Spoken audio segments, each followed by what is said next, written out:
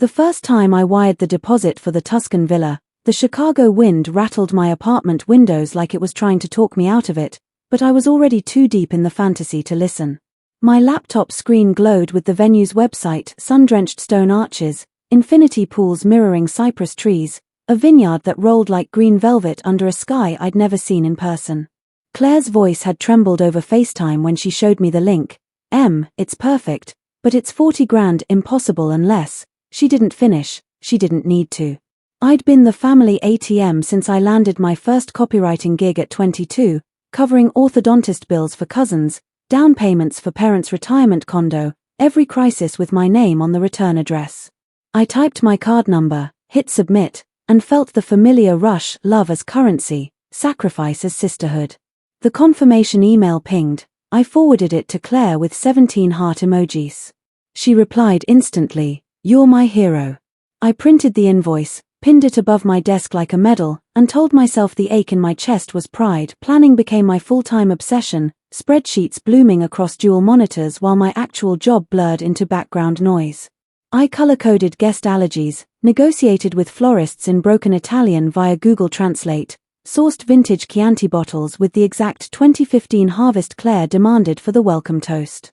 Mom sent daily texts, Claire's stressed, "Can you call the caterer?"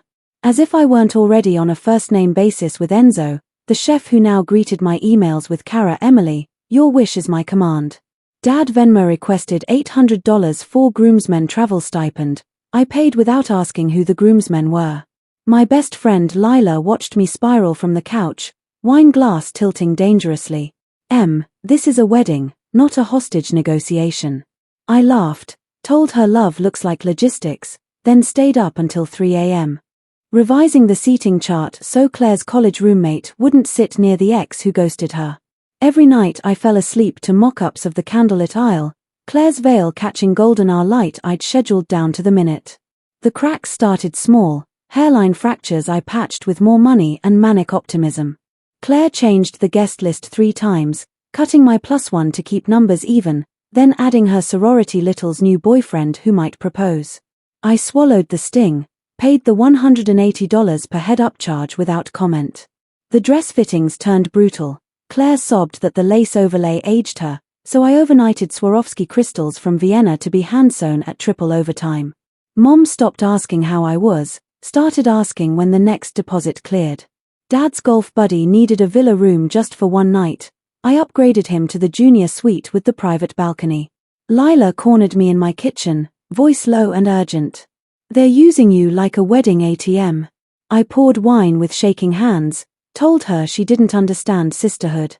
But that night I stood in the shower until the water went cold, watching dollar signs swirl down the drain with the suds, wondering why no one had asked to see my maid of honor dress. The bridal shower was held in my apartment because Claire didn't want to impose on anyone else.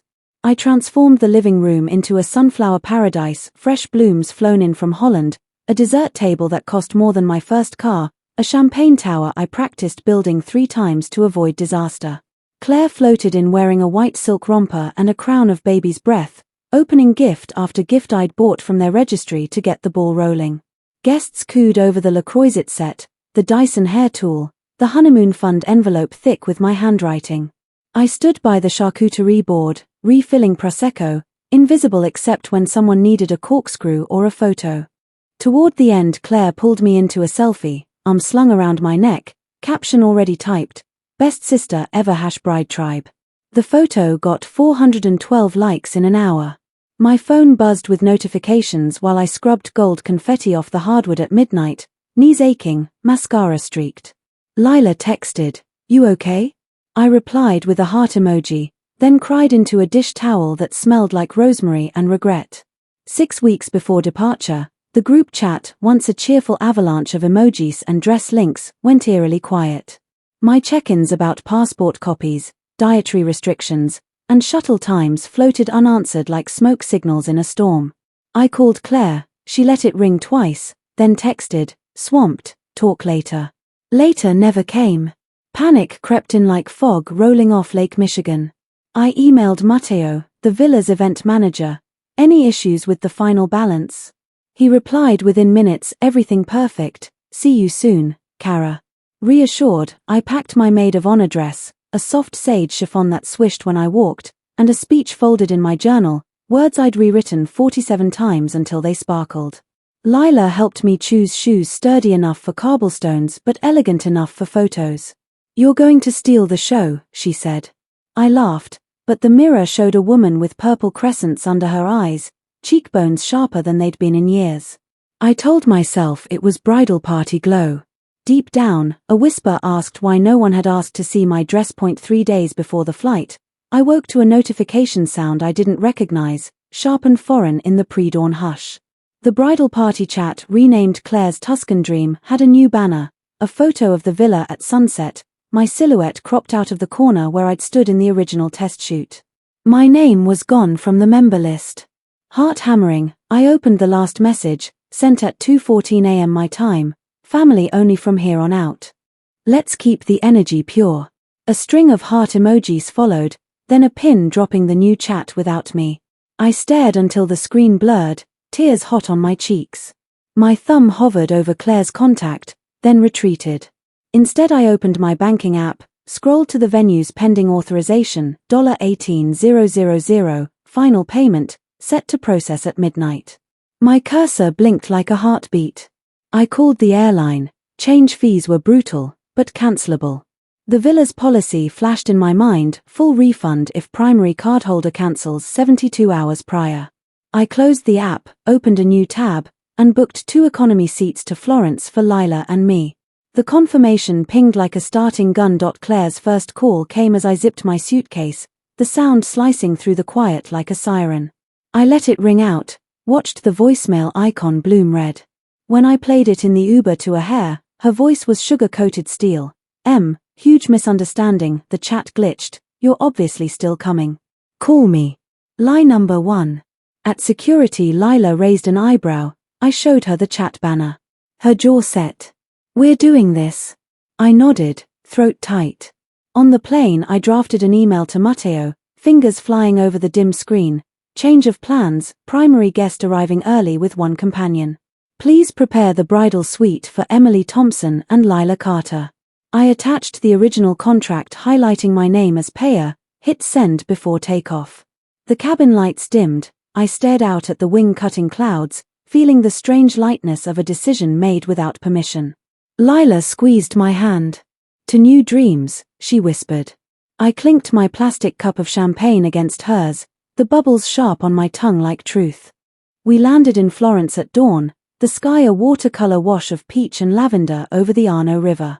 Matteo himself met us at arrivals, eyes crinkling with recognition beneath a linen cap. "Signorina Thompson, benvenuta." He ushered us into a waiting Fiat, the leather seats warm from the rising sun.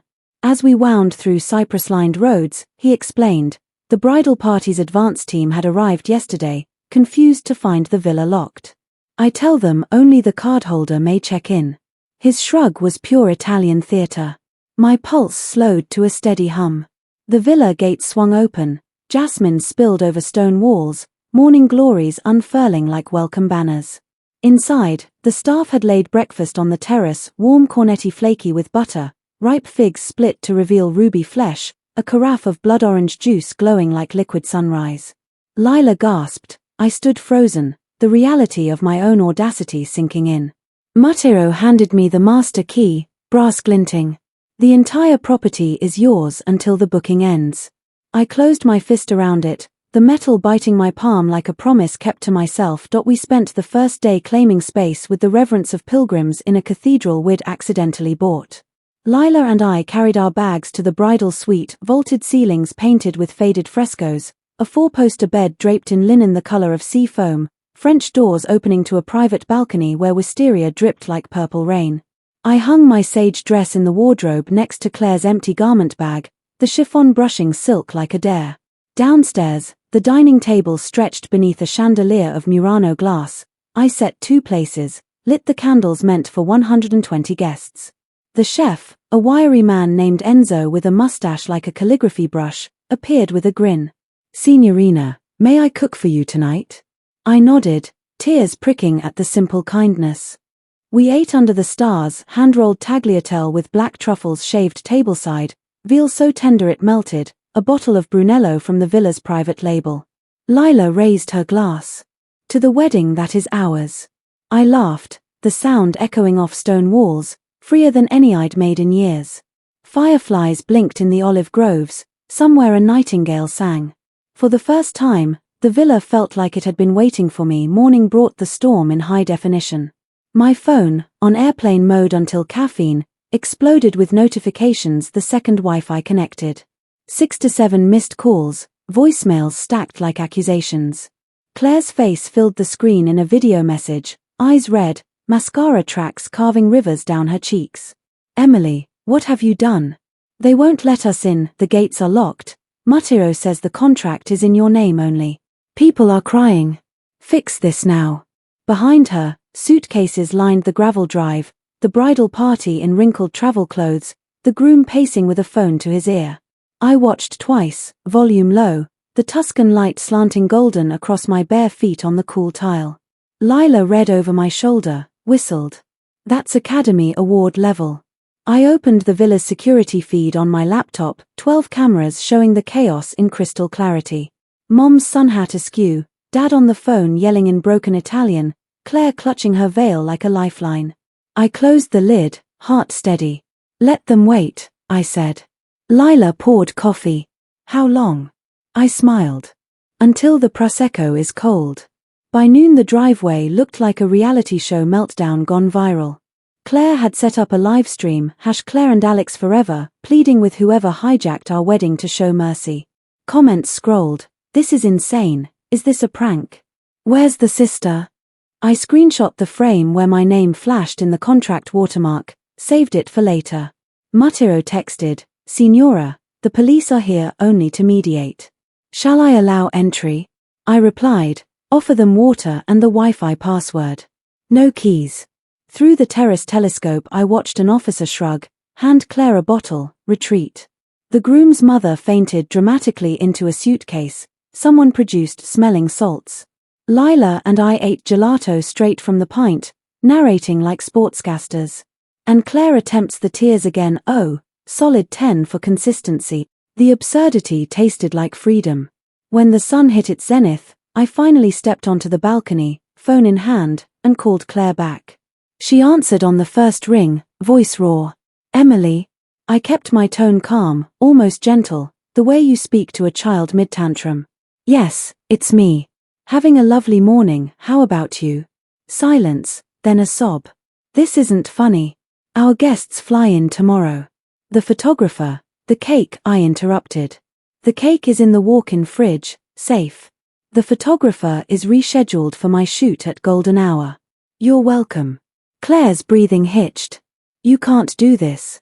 It's my wedding. I leaned on the balustrade, warm stone under my palms. Actually, it's my contract, my card, my cancellation policy. You removed me from the chat marked family only. Consider this my RSVP. In the background Mom wailed my name like a curse. Dad grabbed the phone. Emily, be reasonable. We'll pay you back. I laughed, the sound startling a dove from the pergola. With what? The Venmo requests you never settled. I hung up, blocked the number, and turned my phone face down. Lila high-fived me so hard my palm stung. Afternoon unfolded like a private festival we'd accidentally inherited. Enzo prepared a picnic, prosciutto wrapped around grissini like edible roses, burrata dripping with olive oil, cherries so dark they looked black in the sunlight. We carried it to the infinity pool, spread a blanket on the warm tiles, let the water lap at our ankles. Lila snapped photos, me in sunglasses, hair twisted up with a pencil, the villa's cypress silhouette behind me like a painting. These are your new profile pics, she declared. I posted one to my private Instagram, caption, sometimes the best view is the one you paid for. Within minutes Claire's maid of honor commented a string of skull emojis. I restricted her. The sun baked the fear out of my bones. For the first time I noticed details I'd overlooked in planning, the way the light fractured through the pergola slats, the hum of bees drunk on lavender, the distant clang of church bells marking 3 o'clock. I floated on my back in the pool, sky endless above, and whispered thank you to the girl who used to believe love meant paying everyone else's toll. Golden hour arrived in a blaze of copper and rose, the vineyard leaves catching fire in the slanting light. The photographer, a soft-spoken woman named Julia with a camera older than both of us, set up her lights on the terrace exactly where I'd planned Claire's first look. I wore the sage dress, barefoot, hair loose and wild from the pool. Lila stood beside me in a linen sundress we'd bought in Florence that morning, the color of ripe peaches. Julia clicked the shutter, murmuring bellissima with every frame. We posed with Prosecco flutes, with the vineyard as backdrop, with Enzo holding a tray of cannoli like a proud uncle. When the sky bled into indigo, Julia showed us the back of her camera, images so luminous they looked airbrushed, but weren't. My smile was real, eyes bright, the villa glowing behind me like it had always been mine. I tipped Julia double, asked her to stay for dinner. She accepted with a grin. We ate under strings of bulbs, laughter echoing off stone, the wedding playlist I'd curated playing softly, ironic and perfect. Somewhere beyond the gates, Claire's dream crumbled. Inside, mine began. Night 2 brought a new tactic, slick and legal. An email from the family lawyer, Dad's college roommate with a comb-over and a god complex, threatening legal action for tortious interference with contractual relations. I forwarded it to my own attorney, a shark in kitten heels I'd met at a networking brunch. Her reply came in under 5 minutes. Let them sue. Discovery will be fun, they'll have to produce every Venmo request. I slept like a child. Morning revealed the driveway empty, tire tracks the only evidence of yesterday's siege. Matteo reported the bridal party had decamped to a budget hotel in Siena, posting tear-streaked stories about unforeseen circumstances. Claire's livestream now begged for donations to save the wedding. The GoFundMe sat at $2,300, mostly from strangers pitying the aesthetic. I sipped espresso on the balcony, watched the total climb, and felt nothing but the sun on my shoulders. Lila suggested we invite the staff to a thank-you dinner. Enzo wept when we did. We feasted on wood-fired pizza, danced to an accordion player Matteo called my cousin, very cheap. The villa had never felt more alive. Day 3, the twist arrived gift-wrapped in desperation. A knock at the gate mid-morning, Claire, alone, veil stuffed in her tote bag like a surrendered flag, eyes swollen but dry. Matteo escorted her up the gravel path like a penitent to confession. I met her in the loggia, arms crossed, the sage dress swapped for white linen that felt like armor. She started crying before she reached me. I was wrong. I got scared. Everyone kept saying you were taking over, that it wasn't my day anymore. I let her talk. Watched her twist the engagement ring I'd helped Alex choose at a jeweler in the Loop. Mom said if we cut you out, the focus would stay on me. The confession hung between us like incense. I asked, and you believed her? Claire nodded, small. I'm sorry. The apology was real, but late. I led her to the dining table, poured her water, not wine. You can have the remainder of the booking, 3 nights, starting tomorrow. I'll clear out by noon. But the money stays spent. That's the price of admission. Her eyes widened, hope flickered. I added, and I keep the photos. She tried to hug me. I stepped back, the space between us a canyon. This isn't forgiveness, Claire. It's a transaction. Her face crumpled, but she nodded. We walked the villa together, one last tour, my fingerprints on every detail. She touched the floral arch I'd designed, whispered, it's perfect. I didn't correct her. When she left, Matteo locked the gate behind her with a bow that said job well done. Lila helped me pack, folding the sage dress into tissue like a relic. We spent our final evening on the terrace, stars so thick they looked spilled from a salt shaker. I opened the villa's guest book, wrote in careful script, to the staff, thank you for showing me hospitality money can't buy. To my sister, may you learn the difference between a wedding and a marriage. To myself, never again. I signed it Emily Thompson, cardholder. Lila added a doodle of a cactus wearing a veil. We laughed until we cried, the sound carrying over the vineyards like bells announcing a new rain. Departure morning, the Fiat waited like an old friend. Enzo pressed a jar of truffle honey into my hands. Julia emailed the full gallery before we reached the airport. Matteo hugged us both, eyes wet. You come back anytime, Sai? The villa remembers kindness. At the airport Claire texted a single emoji, a broken heart. I didn't reply. On the flight home, Lila slept against my shoulder, the honey jar in my lap like a trophy. A hair greeted us with Midwestern gray, but the light inside me stayed Tuscan. I transferred the refund $18,000 minus incidentals into a high-yield account labeled Future Me. Claire's rescheduled wedding happened in a VFW hall outside Cleveland. Photos showed folding chairs and grocery store cake. She wore the dress, but not the veil. I wasn't invited. I sent a card, wishing you love that doesn't require a deposit. Inside, a photo of me on the terrace, prosecco raised, villa glowing. No return address. 6 months later, the workshop began accidentally at a coffee shop. A coworker saw my photos, asked how I afforded Tuscany on a junior copywriter salary. I told the truth, every dollar, every betrayal, every sip of stolen prosecco. She told her sister. Soon I was speaking at libraries, then a community center, then a TEDx stage in a borrowed blazer. Title: When Paying for Love Bankrupts Your Soul. The sage dress hung in my closet, a relic and a warning.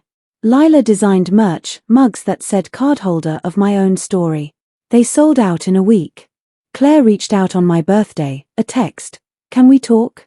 I replied, "Only if you bring receipts." She didn't. Mom sent Christmas cards addressed only to me. Dad's golf buddy unfriended me on Facebook. I framed the villa photo above my desk, the one where I'm laughing so hard my eyes disappear. Every time I look at it, I remember the weight of the brass key, the taste of freedom, the moment I chose myself over the story they sold me.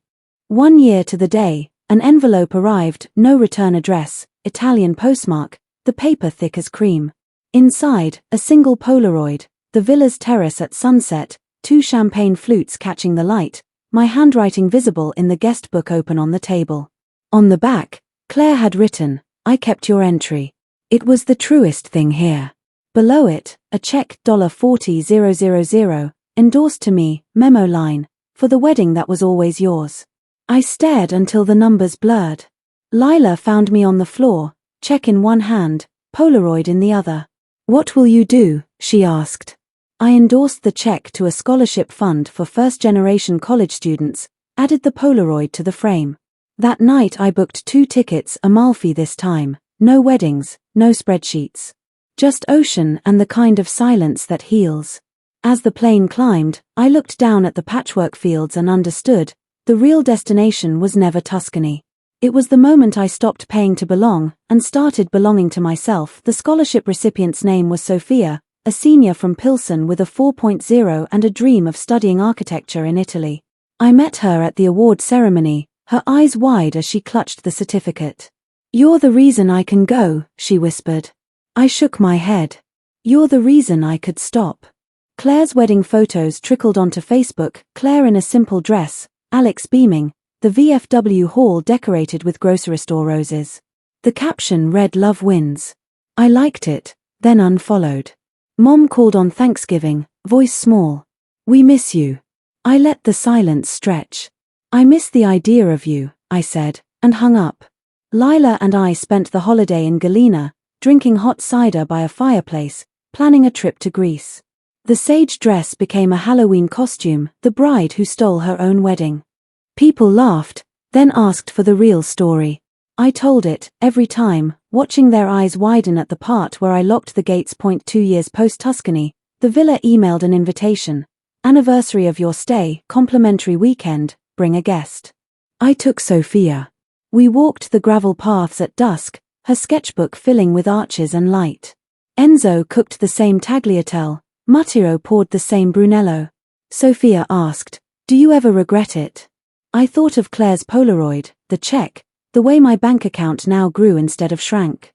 "Regret is interest on a loan you never agreed to," I said. She laughed, wrote it down. That night we sat on the terrace, stars thick as salt.